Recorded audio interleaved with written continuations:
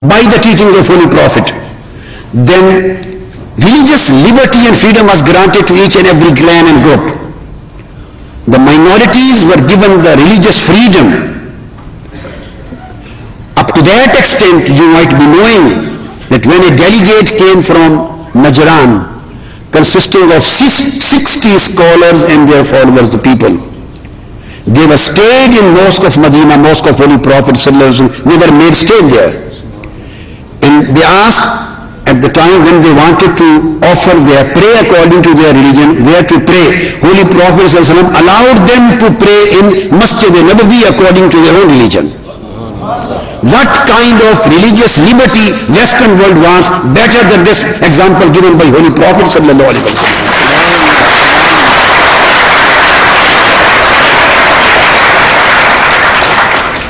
We can't find any example that Muslims being allowed to pray congregationally in any church.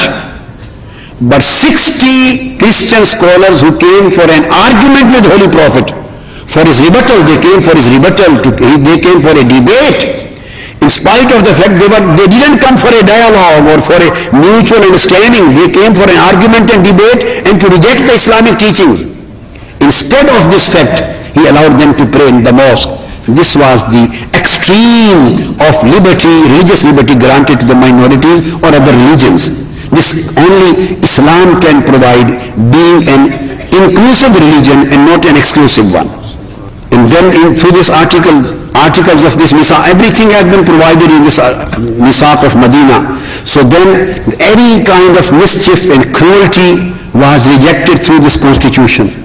And finally the city of Medina, through this constitution, was declared the city of peace, sanctuary of peace. And collective resistance was constitutionally declared against any kind of cruelty and mischief. And constitutional guarantee was provided to the act of peace. So the first state, Islamic state of Medina, created by Holy Prophet sallallahu alaihi wasallam, became the state of peace, a global center of peace.